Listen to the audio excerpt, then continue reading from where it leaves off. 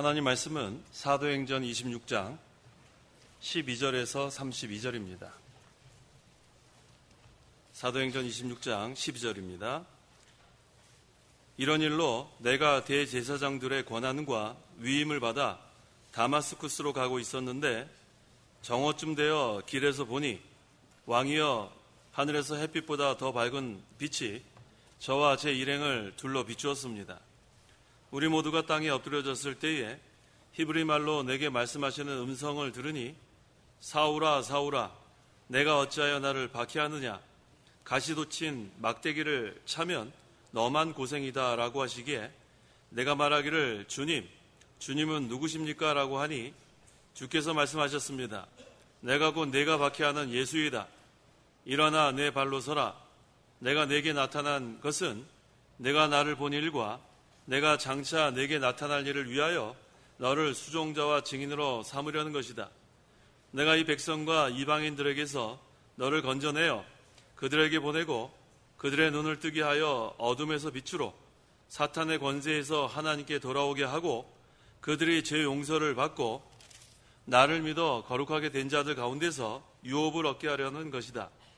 그러므로 아그리빠 왕이여 내가 하늘에서 보이신 것을 거역하지 않고 먼저 다마스쿠스와 예루살렘에 있는 자들에게 그리고 유대 온 지역과 이방인들에게 회개하고 하나님께 돌아와 회개에 합당한 일들을 하라고 전파하였습니다. 이런 일들 때문에 유대인들이 성전에서 나를 붙잡아 죽이려고 하였습니다. 내가 이날까지 하나님의 도우심을 받아 낮은 자와 높은 자에게 서서 증언한 것은 선지자들과 모세가 그렇게 되리라고 진술한 것들을 말한 것뿐이니 곧 그리스도께서 고난을 받으시고 죽은 자들 가운데서 부활하신 첫사람이 되셔서 이 백성과 이방인들에게 빛을 선포하실 것이라는 것이었습니다. 바울이 이와 같이 변론하니 베스도가 큰 소리로 말하기를 바울아 내가 미쳤다. 많은 학문이 너를 미치게 하였다 하므로 바울이 말하였다. 베스도 각하 나는 미친 것이 아니라 참되고 온전한 말을 하고 있습니다. 왕께서 이 일에 대해 잘 알고 계시니 내가 왕께 담대히 말씀드리니 왕께서 이 일들에 대해 하나라도 아시지 못함이 없는 줄 믿으니 이것이 한편 구속에서 일어난 일이 아니기 때문입니다. 아그리빠 왕이여 선지자들을 믿으십니까? 믿으시는 줄 압니다. 아그리빠가 바울에게 말하기를 내가 몇 마디 말로 나를 권하여 그리스도인이 되게 하라는 것이냐 하니 바울이 말하기를 말이 적든지 많든지 왕뿐만 아니라 오늘 내 말을 듣는 모든 이들도 이렇게 결박된 것 외에는 나처럼 되기를 하나님께 빕니다 라고 하였다. 왕과 총독과 버니게와 그들과 함께 앉은 자들이 일어나 물러가면서 서로 말하기를 이 사람은 사형이나 결박을 당할 만한 일을 행한 것이 없다 하니 아그리빠가 베스도에게 말하기를 이 사람이 만약 가이사에게 상소하지 않았다면 석방될 수 있었을 것이다 하였다. 32절까지 봉독했습니다. 이 시간 증거의 말씀의 제목은 아그리빠 왕에게 전도함, 아그리빠 왕에게 전도함이란 제목으로 말씀 증거하겠습니다. 12절과 13절. 12절 이런 일로 내가 제 대장들의 권한과 위임을 받아 다마스쿠스로 가고 있었는데 정오쯤 되어 길에서 보니 왕이여 하늘에서 햇빛보다 더 밝은 빛이 저와 제 일행들을 둘러 비추었습니다. 자, 바울이 과거에는 사울이었을 때 예수 믿는 사람을 반대하고 그것은 예수님을 반대한 거예요. 그래서 믿는 사람들을 핍박하면서 기독교를 박멸하는 데 앞장섰습니다. 그래서 스데반 집사를 죽일 때 찬성하고 그 다음에 이방 도시에까지 가서 예수 믿는 자들을 잡아오려고 그렇게 혈안이 됐던 때가 있어요. 그래서 이 다메섹, 여기 우리 바른 성경은 다마스쿠스라고 했는데 이 다마스쿠스로 가다가 그때 예수님을 만납니다. 사실은 예수님께서 불러주신 거예요. 예수님께서 불러주셔서 이제는 개종하고 예수님을 믿게 되었다는 것을 여기서 말하고 있습니다. 예수님은 참으로 부활하셨고 지금도 살아계시고 바울을 사도로 불러주셨다는 것을 담대하게 증거했습니다. 우리 한번 찾아보죠. 사도행전 9장 1절에서 3절. 1절 사울이 아직도 주님의 제자들을 향해 위협과 살기가 가득하여 대제사장에게 가서 다마스쿠스에 있는 회당들로 보낼 편지들을 요청하였으니 이는 그가 남녀 누구나 이 도를 따르는 자들을 발견하면 결박하여 예루살렘으로 끌고 오기 위해서였다. 그가 길을 가는 중에 다마스쿠스에 가까이 왔을 때에 갑자기 하늘에서 빛이 그를 둘러 비추었다. 예, 이와 같이 실제로 있었던 일, 이것을 그대로 증거했어요.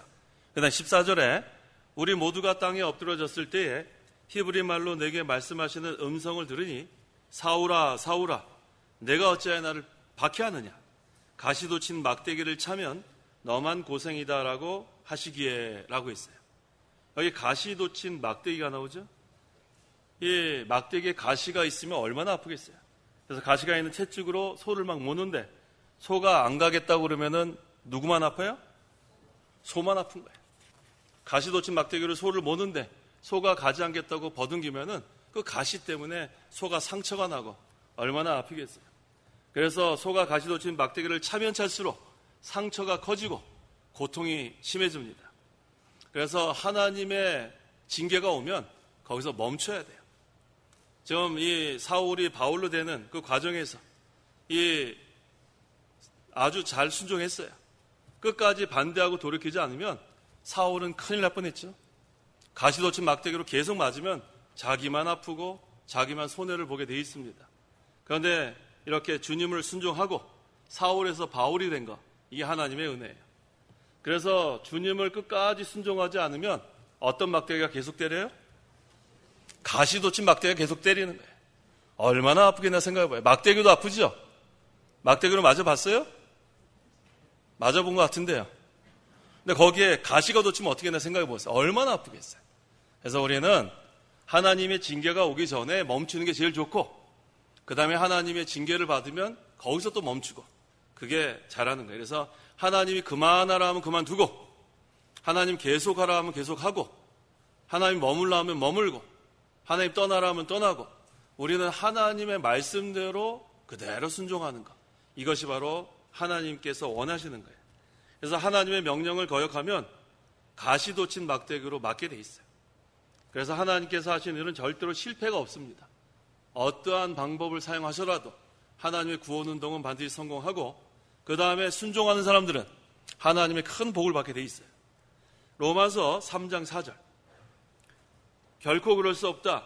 사람은 다 거짓되어도 오직 하나님은 참되시다. 기록된 것과 같으니 주께서 말씀하실 때 의롭다함을 얻으시고 판단하실 때에 이기려 하심이다. 하나님은 반드시 이기게 돼 있어요. 그래서 우리는 항상 진실하고 항상 신실하고 하나님의 명령에 순종해 나가면 하나님의 구원운동은 반드시 실패가 없기 때문에 우리도 실패하지 않아요. 하나님은 이기고 또 이기는 것처럼 우리도 이기고 또 이기게 됩니다. 15절 내가 말하기를 주님은 누구십니까? 라고 하니 주께서 말씀하셨습니다. 내가 박해하는 예수이다. 자, 지금 사울이었을 때예요. 주님은 누구십니까? 했더니 뭐라고 대답하셨어요? 나는 내가 박해하는 예수다. 아니, 사울이 언제 예수님을 박해했어요?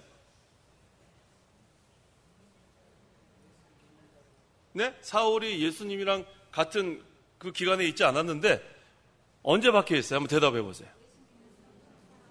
아주 지금 안타까워가지고 다 아는데 목사님이 왜 그런 말을 하실까 하는 표정이에요. 다 알고 계시죠? 예수 믿는 사람을 핍박하는 게 예수님 핍박하는 거예요. 예수 믿는 사람을 박해하는 것이 예수님 박해하는 거예요.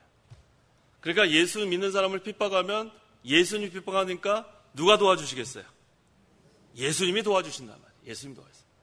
예수 잘 믿는데 근데 그 예수 잘 믿는 사람을 핍박하면 예수님을 핍박하는 거고 그때는 예수님께서 친히 그 예수 믿는 사람을 도와주십니다. 그래서 사도행전 9장 4절에 그가 땅에 엎드려져 자기에게 말씀하시는 음성을 들으니 사울아 사울아 내가 어찌하여 나를 박해하느냐. 이것도 실제로 일어난 일을 지금 사도 바울이 다시 한번 증거하는 거예요. 자, 16절 17절 일어나 내 발로 서라. 내가 내게 나타난 것은 내가 나를 본 일과 내가 장차 내게 나타난 일을 위하여 너를 수종자와 증인으로 삼으려는 것이다. 내가 이 백성과 이방인들에게서 너를 건져내어 그들에게 보내고. 자, 예수님께서 이 사울이었을 때 일어나 내 발로 서라 했어요. 누구 발로 서라고요? 네 발로 서라는 거야, 네 발로. 자, 우리가 하나님 주시는 힘으로 일어나야 돼, 일어나야 돼. 일어나다가 자빠지면 안 돼요. 털썩 주저앉으면 안 된단 말이에요. 예수님께서 일어나 내 발로 서라 할 때에는 하나님께서, 주님께서 반드시 힘을 주십니다. 그 힘으로 일어나는 거예요. 자, 우리 그 베드로와 그 요한이 성전 미문에 있는 안진뱅이 거지, 거기 있었죠? 그 거지가 거기서 뭐 금이나 은을 달라고 그랬더니 베드로가 뭐라고 했어요? 금이나 은은 내게 없지만 내게 있는 것을 내게 주노니 나사렛 예수 이름으로 일어나 걸어라 했단 말이에요. 그게 바로 능력이에요. 예수님의 이름은 능력이란 말이에요. 예수님께서 일어나 내 발로 서라 할 때는 일어날 수 있는 힘이 있기 때문에 일어나는 거예요. 자꾸만 인간의 생각이 들어가면 안 돼요. 내가 어떻게 일어날까? 아이고, 이제 뭐 앞에도 안 보이고 이거 뭐 큰일 났구나. 그게 바로 인간의 생각이란 말이에요.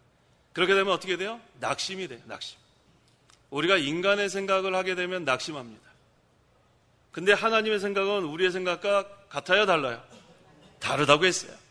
하나님 벌써 앞서가시면서 하나님이 정하신 때가 있고 하나님이 방법이 있는데 우리는 그것을 알지 못하니까 자꾸 인간의 생각으로 일어나라 그래도 못 일어나고 걸어라 그래도 걷지도 못하고 자꾸만 앉으려고 그래요. 누우려고 그래요. 그러면 아무 일도 못합니다. 나사렛 예수 이름으로 일어나 걸어라 하면 일어나면 되는 거예요. 일어나면 벌써 힘이 주어진 겁니다. 그 다음에 일어나 내 발로 서라 하면은 벌써 힘이 와 있는 거예요. 우리 죽은 나사로한테 우리 예수님께서 뭐라 그랬어요? 무덤을 향해서 나사로야 뭘 일어나라 그랬어요. 나와라 그랬죠. 나와라. 예. 성경을 바꾸면 안 돼요. 예. 나사로야 어떻게 하라고요? 나와라 그랬다면 나와라. 그러니까 나왔어요. 벌써 살려놨기 때문에 나온 거란 말이에요. 그걸 잘 기억하세요. 이미 우리에게 능력이 있는데 그 능력을 모르고 인간의 생각으로 자꾸만 못하겠다 그러면 안 되고 이미 우리에게 능력이 와 있는 거예요. 그래서 일어나라 하면 일어나면 되고 하라 그러면 하면 되고 나오라 그러면 나오면 되고 그게 바로 우리에게 능력이 이미 온 증거입니다. 그래서 주님께서 바울을 불러서 수종자와 증인으로 삼아 이방인에게 보내겠다고 했어요. 근데 바울이 그들에게 증거할 것을 뭐라고 두 가지로 얘기했냐면 그 16절 좀 전에 읽었죠. 바울이 예수님을 본일에 대해서 증거하라는 거예요. 본일. 사울아 사울아 나는 네가 박해하는 예수다. 실제로 예수님 봤죠? 그것을 증거하라는 거예요. 그다음 두 번째는 또 내가 장차 내게 나타날 일. 이것도 어떤 일이에요? 예수님께서 또 다시 재림하실 거죠. 그래서 앞으로 재림에 대해서도 증거하라는 이 두 가지를 가서 전하라 그랬습니다. 그래서 우리가 이제 전해야 될 것이 분명해졌어요. 성도 여러분께서 예수님 만났어요? 예수님 이렇게 사도 바울처럼 본 적 없잖아요. 본 적 있으세요? 어디 저기 면목동 가다가 만났어요? 그런 사람 있어요? 없어요? 오늘날은 그렇게 만나는 거 아니에요. 오늘날은 어디 가다가 예수님 만났다 그런 사람들은 큰일 나는 거예요. 산에 올라갔더니 예수님 만났다. 그 사람은 큰일 난 거예요. 오늘날은 그렇게 만나는 시대가 아닙니다. 2세기경에 이 신구약 성경이 표준계시로서 종결된 다음에는 말씀으로 만나고 인격적으로 만나고 왜? 우리는 하나님의 형상으로 지음받았기 때문에 영적으로 살아났고 또 인격적으로 또 우리가 도덕적으로 하나님의 형상을 닮았기 때문에 우리는 하나님을 이와 같이 만나는 거예요. 그래서 이제 예수님을 만나게 되면 그 다음에 그리스도를 알게 되는 거예요. 이제는 예수 그리스도가 누군지 몰랐는데 이제 만나니까 알게 됐어요. 그 다음에는 이제는 그리스도 안에서 자기가 또 발견돼야 돼요. 이게 중요합니다. 그리스도를 발견하고 그 다음에 그리스도를 발견하면은 자기를 또 발견하게 돼요. 자기를 발견하게 되면 회개하게 되겠죠? 그리스도 안에서 자기가 죄인인 것이 깨달아지니까. 그 다음에는 내가 이제는 어떻게 살아야 될 것이 또 발견하게 되는 거예요. 마치 그 이사야 6장에 있는 말씀과 비슷해요. 한번 찾아보세요. 이사야 6장. 이사야가 하나님을 발견했죠? 6장 1절에 보세요. 1절 우시야 왕이 죽던 해에 내가 높이 들린 보좌에 앉으신 주님을 보았는데 그 옷자락이 성전을 가득 채웠다. 자, 지금 이 이사야 선지자가 하나님을 발견했어요. 이 하나님을 여기 주님이라고 번역했지만 이 히브리 말로는 아도나이의 뜻은 전능하신 주. 그래서 하나님을 발견했습니다. 그 다음에 또 자기를 발견했다고 했죠? 5절 그때 내가 말하기를 화 있을 것이다. 내가 망하게 되었다. 나는 입술이 부정한 사람이며 내가 입술이 부정한 백성들 가운데 살고 있으면서 내 눈으로 왕이신 만군의 여호와를 보았기 때문이다 라고 하였다. 자, 하나님을 발견하고 그 다음엔 자기가 죄인인 것을 발견한 거예요. 그러니까 회개하겠죠.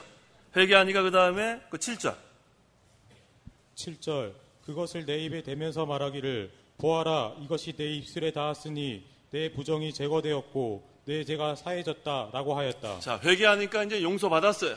그 다음에 이제 어떻게 살아야 될 것이 이제 깨달아지니까 이제 하나님께서 누구 보낼까 하니까 한번 읽어보세요.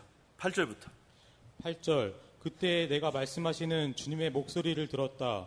내가 누구를 보내며 누가 우리를 위하여 갈까? 그때 내가 대답하기를 내가 여기 있습니다. 나를 보내주소서라고 하였다. 이제 어떻게 살아야 될 것을 발견하게 되는 거예요. 구약의 이사야 선지자도 하나님을 발견하고 그 다음에 자기가 죄인인 것을 깨달아 회개하고 하나님께서 용서해 주시고 그 다음에 누가 우리를 위하여 갈까 그랬더니 누가 간다 그랬어요. 내가 여기 있나이다. 나를 보내소서. 자, 오늘날도 마찬가지예요. 그리스도를 발견하고 예수님 믿으니까 그 다음에 우리가 죄인인 것을 발견하고 다 회개하니까 그 다음에 우리가 자 죄 용서를 받았어요. 자, 이제 우리 하나님의 일을 좀 해야 되겠는데 누가 갔으면 좋겠어요?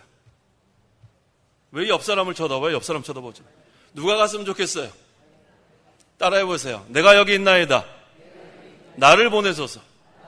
예, 이제 내가 할 일이 정해진 거예요. 그리스도를 발견하고 그 다음에 내가 죄인인 것이 발견되고 죄를 회개하고 죄 용서함 받고 이제는 내가 할 일. 그러니까 다른 사람 보내려고 하지 말고 내가 여기 있나이다. 나를 보내소서. 이것이 바로 이사야 선지자도 하나님의 귀한 사역자가 되고 사도 바울도 하나님의 귀한 사역자가 돼서 하나님 일에 이렇게 충성한 것을 보게 됩니다. 자, 그래서 이제는 그리스도를 발견하고 내가 죄인인 것을 발견하게 되면 그 다음에 세상의 것은 배설물로 여기게 되는 거예요. 배설물이 뭐예요? 배설물. 네? 뭐요? 네. 배설물이 귀해요? 배설물 귀한 사람 있어요? 배설물. 아이고, 변기에는 이 배설물. 이거 어떡하지, 이거? 마치 세상의 것을 그렇게 여기고 있지는 않는 생각해 보세요. 사도 바울은 배설물로 여기니까 어떻게 돼요? 눌러. 쑥 하고 내려가 버리잖아요. 무슨 말인지 아시겠어요? 이게 바로 사도 바울의 신앙이에요. 세상의 것을 배설물로 여길 수 있는 것은 그리스도를 발견하고 자기를 발견하고 자기의 사명을 발견하니까 세상의 것을 배설물로 여길 수 있다. 그런데 아직도 우리가 이 배설물 때문에 어쩔 줄 몰라 하는 때가 많아요. 그걸 잘 한번 우리가 비교해 보면 이 사도 바울이 여기서 뭘 증거하는지 알 수 있습니다. 그래서 우리는 그리스도의 고난에 더 많이 참여해야 돼요. 남은 고난, 복음을 위해서, 하나님의 나라를 위해서 우리가 고난을 지금까지 우리가 얼마나 받았죠? 성도 여러분, 고난 많이 받으셨어요? 대답 한번 해보세요. 어떤 고난을 많이 받으셨죠? 자, 그러면 제가 한 군데 찾을 테니까 비교해 봐서 내가 받은 고난하고 한번 비교해 보세요. 자, 히브리서 11장.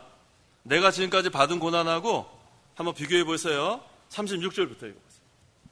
히브리서 11장 36절. 지금 내가 그리스도의 고난을 많이 당했다고 우리가 생각하는데 여기 이 구약 선진들과 한번 비교해 보세요. 히브리서 11장 36절. 36절 또 어떤 이들은 조롱과 채찍질을 당하였고 심지어는 결박과 투호까지 당하였다. 그들은 돌로 맞았고 톱으로 켜지고 검으로 죽임을 당하였다. 그들은 양과 염소의 가죽을 입고 떠돌아다니면서 궁핍과 고난을 당하고 학대를 받았다. 이런 사람들은 세상이 감당하지 못하였다. 그들은 강야와 산과 동굴과 땅굴을 헤매고 다녔다. 자, 성도 여러분, 한번 비교해 봤어요? 어때요? 내가 지금까지 받은 고난하고 어때요? 고난 받은 적이 없죠? 제가 히브리서 여기 11장 읽어보면 고난 좀 받은 것 같다가 한번 비교를 해보니까 이거 지금까지 우리가 고난 받으면 얼마나 받았어요? 근데 우리는 그걸 큰 고난이라고 생각할 때가 많은데 우린 지금 뭐 고난 받았다 할 수 없어요. 앞으로 우리가 어떠한 고난을 당할지라도 여기 지금 구약의 선진들과 한번 비교해 보세요. 그리고 우리 또 예수님의 제자들 다 어떻게 죽었는지 아세요? 성경에 나오지 않지만 대부분이 순교당했어요. 여기 나오지 않지만 우리 전승이라는 게 있어요. 책. 그러니까 전승에 의하면은 베드로 같은 경우는 예수님이 똑바로 십자가를 못 박히니까 자기는 거꾸로 십자가를 못 박혀달라고 그렇게 죽었다는 기록이 있고, 그 다음에 또 톱으로 죽임 당했다는 그런 제자가 있고, 칼로 참수당했다는 제자가 있고, 이 예수님이 제자의 길 가는 길이 이와 같은 건데 오늘날은 뭐 이런 거는 다 생각지도 않고 제자 훈련 많이 한다고. 제자 훈련. 그래서 우리 뭐 예수님의 제자 되겠다고 하면서 성경 공부 열심히 하고 교제 모임 갖고 이러는데 진짜 제자 훈련 하려면은 죽는 자리까지 나갈 수 있는 그러한 각오가 필요해요. 톱으로 킴을 당할 수 있는 그러한 죽음, 순교, 참수당할 수 있는 그러한 순교의 자리, 그 다음에 거꾸로 십자가에 매달려 죽는 그러한 순교의 자리, 그게 사실은 제자 훈련이고 그게 우리 예수님 제자들의 최후였어요. 자, 우리 제자 훈련 시작할까요? 왜 이렇게 얼굴이 심각해지셨어요?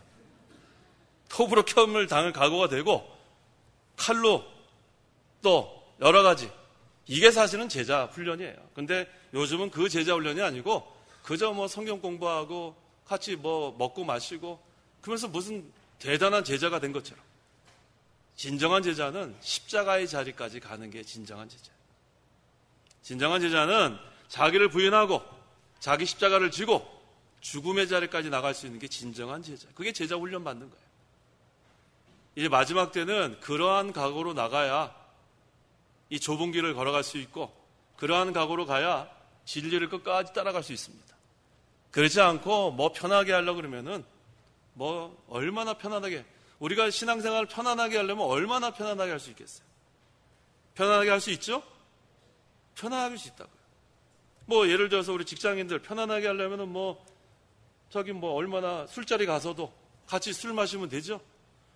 제가 얼마 전에 또 누구한테 들었는데 직장 생활하는 우리 그 집사인지 아니면 직분인인지 모르겠어요. 갔는데 너 술 한잔 하라고 상사가 권하더라는 거예요. 그러니까 저는 예수 믿기 때문에 마실 수 없습니다. 자식, 난 장로야. 한 잔 받아. 그랬다는 거예요. 그러면 아유 그러세요? 아 장로님 감사합니다 하고 마셔야 되는, 마셔야 돼요? 그럼 어떻게 하면 되겠어요? 어떻게 해야 되겠어요? 그러면 회사 그만두라 그럴 텐데 술 한 번 안 마시고 회사 그만두면은 어떻게 해야 되겠어요? 그러니까 한 번만 넘어가면 되겠죠. 한 번만. 한 잔인데 안 돼요. 그게 바로 순교의 정신이 없으면 못합니다. 그리고 신사참배 안 했던 우리 그 목사님들 보면 말씀 하나 때문에 죽은 거예요. 어떤 말씀 지키다가 죽었어요? 우상숭배 안 하겠다고 말씀 하나 가지고 죽은 거지. 술 한 잔 그거 양보하면 다 양보하는 거예요. 말씀 하나 양보하면 그 다음에 다 양보한 걸로 봐야 돼요. 그래서 우리가 요즘은 참 이 믿음 생활하는 게 어려운 게 나도 장로다, 나도 집사다, 나도 안수 집사다. 그러니까 얼마나 이게 참 신앙생활하는 게 어려운지 몰라요. 그래서 우리가 이 예수님의 제자로 따라가는 길은 순교의 정신이 없으면 이제는 말씀 못 지킵니다. 각오를 단단히 해야 돼요. 편하게 살려면 얼마든지 편하게 살 수 있고, 또 우리가 말씀 하나로도 지키면서 끝까지 순종하려면 또 그렇게 나가야 됩니다. 자, 18절. 그들의 눈을 뜨게 하여 어둠에서 빛으로 사탄의 권세에서 하나님께 돌아오게 하고 그들이 죄 용서를 받고 나를 믿어 거룩하게 된 자들 가운데서 유업을 얻게 하려는 것이다. 자, 18절에 눈을 뜨게 한다는 건 영적인 눈이 떠진다는 거예요. 영적인 눈. 자, 영적인 눈이 떠지면 그 다음에 영적인 맹인이었는데, 이 맹인은 앞에가 안 보이는 게 맹인이죠. 그런데 영적인 눈이 떠지면 어둠에서 빛의 세계로 옮겨지는 거예요. 이 어둠의 세계는 캄캄합니다. 심령이 캄캄하면 아무리 말씀을 읽어도 깨달을 수 없어요. 아무리 말씀을 들어도 깨달을 수 없어요. 심령이 캄캄하니까. 근데 여기 지금 이 조명이 켜지는 것처럼 성령께서 우리 마음을 조명하면 그 다음에 어둠의 세계가 빛의 세계로 바뀌고 그 다음에 다 보이는 거예요. 성령이 진리의 영이기 때문에 진리 가운데로 인도하면 그 다음에 이 진리의 말씀을 통해서 은혜를 받고 들을 때 은혜 받고 또 말씀을 읽을 때 은혜 받고 또 말씀을 순종할 때 은혜를 받아요. 요한계시록 1장 3절. 3절.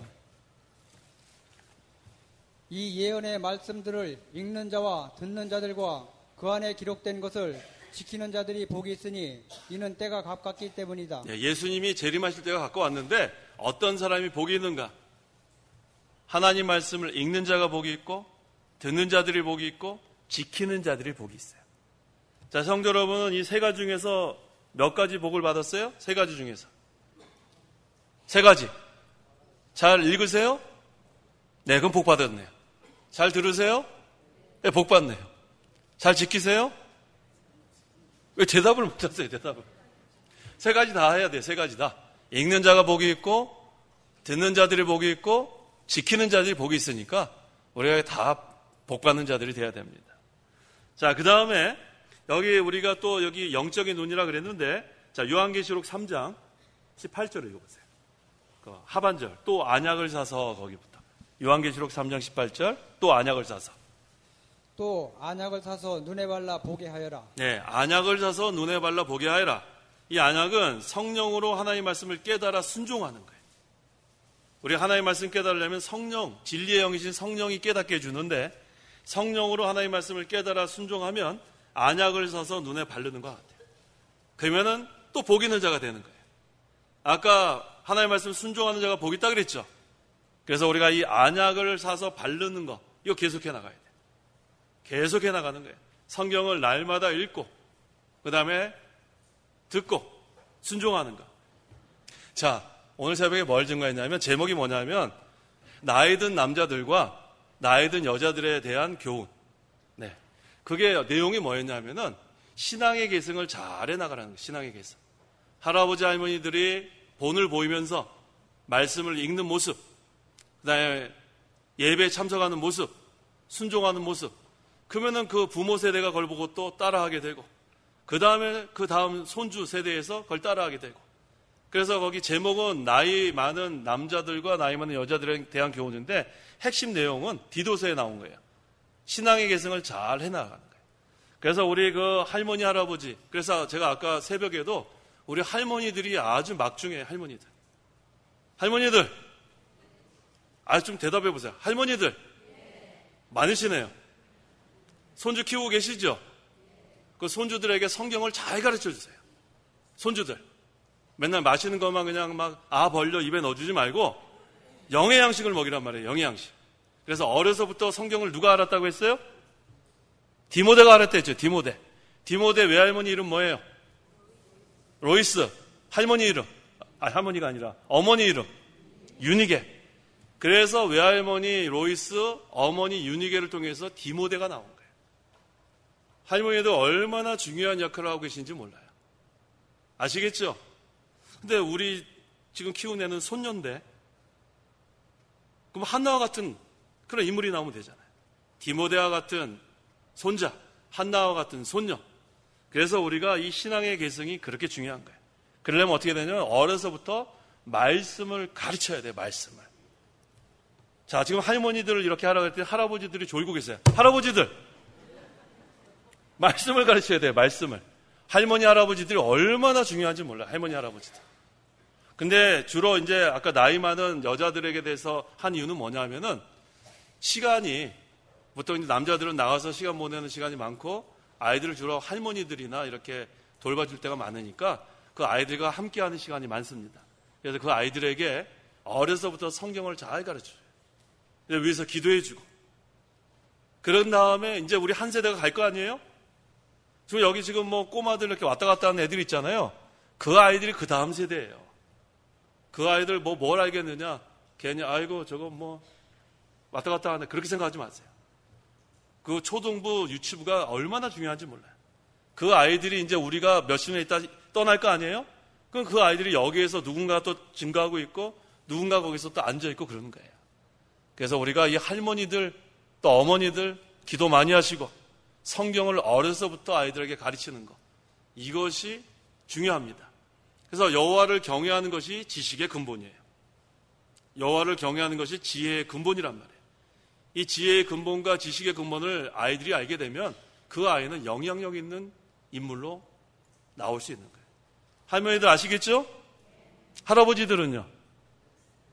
할아버지들. 우리 교회는 할아버지들이 안 계시나요? 진 목사님 할아버지잖아요. 네. 할아버지들도 기도 많이 해야 돼요. 손주들 위해서.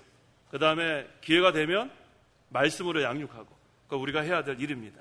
자, 19절에서 23절. 19절. 그러므로 아그리빠 왕이여, 내가 하늘에서 보이신 것을 거역하지 않고 먼저 다마스쿠스와 예루살렘에 있는 자들에게 그리고 유대 온 지역과 이방인들에게 회개하고 하나님께 돌아와 회개에 합당한 일들을 하라고 전파하였습니다. 이런 일들 때문에 유대인들이 성전에서 나를 붙잡아 죽이려고 하였습니다. 내가 이날까지 하나님의 도우심을 받아 낮은 자와 높은 자에게 서서 증언한 것은 선지자들과 모세가 그렇게 되리라고 진술한 것들을 말한 것뿐이니 곧 그리스도께서 고난을 받으시고 죽은 자들 가운데서 부활하신 첫사람이 되셔서 이 백성과 이방인들에게 빛을 선포하시라는 것이었습니다. 네, 여기 중요한 거는 내가 이날까지 하나님의 도우심을 받아라고 했죠. 자, 우리가 사도 바울이 지금까지 하나님 도우심 받은 거 기억나요? 천부장 기억나요? 천부장 누구였어요? 루시아. 천부장의 마음을 하나님께서 감동시켜서 그 백부장 여러 명 다 이렇게 창군 그다음에 말 타는 병사 다 이렇게 해가지고 40여 명이 암살하려고 했을 때 하나님께서 도와주셔서 바울이 무사히 구출됐죠. 그 다음에 또 백부장의 마음을 감동시키고, 그 다음에 벨릭스, 베스도, 지금 누구 왕까지 지금 나왔어요? 아그리빠 왕까지 오면서 지금까지 내가 하나님의 도우심을 받았다는 것을 증거합니다. 24절. 바울이 이와 같이 변론하니 베스도가 큰 소리로 말하기를 바울아 내가 미쳤다. 많은 학문이 너를 미치게 하였다 하므로. 네, 이렇게 십자가의 도를 모르고 진리를 모르면은 미쳤다 그래. 미쳤다. 자, 우리 그 고린도전서 1장 18절에 뭐라고 했어요? 십자가의 도가 멸망당하는 자에게는 어리석게 보이나 구원을 받은 우리에게는 하나님의 능력이라고 했잖아요. 이 십자가의 도, 이 진리의 말씀이 멸망당하는 자들에게는 어리석게 보여요. 미쳤다. 많은 학문이 너를 미치게 했구나. 어리석게 보여요. 하지만 구원을 받는 우리에게는 하나님의 능력이에요. 십자가의 도, 말씀이 하나님의 능력이 되는 거예요. 그 다음에 몇 절이죠? 25절, 26절. 25절. 바울이 말하였다. 베스도 각하, 나는 미친 것이 아니라 참되고 온전한 말을 하고 있습니다. 왕께서 이 일에 대해 잘 알고 계시니 내가 왕께 담대히 말씀드리니 왕께서 이 일들에 대해 하나라도 아시지 못함이 없는 줄 믿으니 이것이 한편 구석에서 일어난 일이 아니기 때문입니다. 자, 지금 사도 바울이 아그리빠 왕 앞에서도 담대하게 말하고 있어요. 어떻게 이렇게 담대할 수 있었을까요? 사도 바울이 어떻게 이렇게 담대할 수 있을까요? 지금 이 왕 앞에 왕 앞에서 우리가 담대할 수 있어요? 얼마나 이게 지금 어려운 자리인데 어떻게 담대할 수 있었어요? 누가 함께 하셨어요? 하나님이 함께 하시고 성령께서 말할 것을 다 주시는 거예요. 그래서 우리가 전도할 때 걱정하지 말고 누구 앞에서라도 담대할 수 있는 것은 그 시간에 하나님께서 성령께서 역사해서 담대하게 말할 수 있게 해주십니다. 자, 뭐라고 담대하게 얘기했나요? 27절 같이 한번 읽어볼까요? 27절 시작. 아그리빠 왕이요, 선지자를 믿으십니까? 믿으시는 줄 압니다. 아그리빠 왕이 정신 못 차리겠어요. 담대하게 믿으십니까? 그 다음에 대답은 누가 했어요? 바울이 또 대답하는 거예요. 믿으실 줄 압니다. 그래서 이제 아그리빠가 뭐라고 했나 보세요. 28절, 29절. 28절. 아그리빠가 바울에게 말하기를 내가 몇 마디 말로 나를 권하여 그리스도인이 되게 하려는 것이냐 하니 바울이 말하기를 말이 적든지 많든지 왕뿐만 아니라 오늘 내 말을 듣는 모든 이들도 이렇게 결박된 것 외에는 나처럼 되기를 하나님께 빕니다 라고 하였다. 자, 조금 더 물러서지 않아요. 사도 바울이 담대하게 아그리빠 왕이요, 믿습니까? 그 다음에 자기가 대답을 해요. 믿으실 줄 압니다. 그랬더니 누가 당황했어요? 왕이 당황했어요. 네가 지금 몇 마디로 나를 권하고 지금 그리스도인 되게 하려느냐 그랬더니 말 많이 하고 적게 하는 건 문제가 되지 않는다. 중요한 것은 너도 나처럼 되기를 하나님께 빕니다. 이처럼 담대할 수 있는 게 하나님이 함께 하시니까 이와 같습니다. 30절 31절 30절 왕과 총독과 번이게와 그들과 함께 앉은 자들이 일어나 물러가면서 서로 말하기를 이 사람은 사형이나 결박을 당할 만한 일을 행한 것이 없다 하니. 자, 지금 이 사도 바울을 죽이려고 혈안이 돼 있어요. 유대 지도자들 또 유대인들 어떻게 하는지 사도 바울만 없애면은 자기네들이 하고 싶은 거 마음대로 할 수 있지 않겠어요? 그러니까 암살단도 조직하고 별의별 수단을 다 써서 죽이려고 했는데 결국은 사도 바울은 죽지 않습니다. 그 다음에 결국은 로마에까지 가게 돼요. 그게 바로 하나님의 예정이에요. 계획입니다. 그래서 여기서도 지금 사도 바울은 죄가 없다고 선언이 되는 거예요.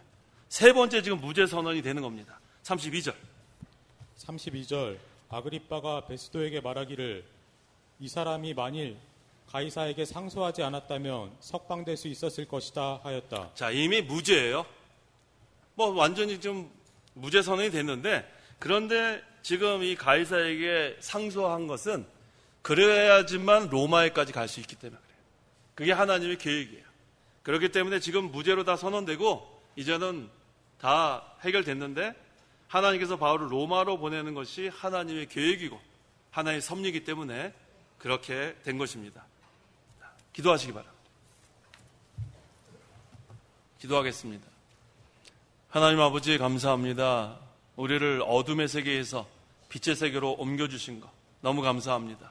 사망에서 생명으로 옮겨주셔서 이제 우리가 하나님을 모시고 하나님을 섬기고 하나님께 예배하고 하나님과 교통할 수 있게 하신 거 너무 감사합니다. 하나님께서 사울이었을 때는 예수 믿는 자들을 핍박하고 예수님을 핍박하는 그러한 사울이 이제는 하나님을 발견하고 그리스도를 발견하고 자기가 죄인인 것을 발견하고 이제는 자기의 죄를 다 회개하니까 하나님께서 용서해 주시고 사명을 주셔서 이렇게 하나님이 이방인들을 위해서 이렇게 구원운동에 쓰임받는 것을 볼 때에 우리도 항상 하나님 발견하는 생활, 그리스도를 발견하는 생활을 하게 하시고 또 그 안에서 우리가 발견되어서 우리의 잘못된 것을 다 회개할 때에 누가 우리를 위해서 갈까 할 때 내가 여기 있나이다. 나를 보내셔서 하는 그 믿음으로 우리가 사명을 잘 감당할 수 있도록 도와주시옵소서. 하나님께서 사도 바울을 도와주셔서 여러 환난과 곤경 속에서도 구출해 주시고 또 하나님의 섭리와 계획은 로마에까지 가서 복음 전하는 것이오니 하나님의 구원운동을 마치기까지는 사명을 마치기까지는 하나님의 특별 섭리가 있는 것을 배웠습니다. 그래서 우리가 어떠한 상황에서도 담대하게 복음을 전하고 낙심하지 아니하고 하나님을 의지하는 저희 모두가 되게 역사하여 주옵소서. 예수님의 이름으로 기도하옵나이다. 아멘.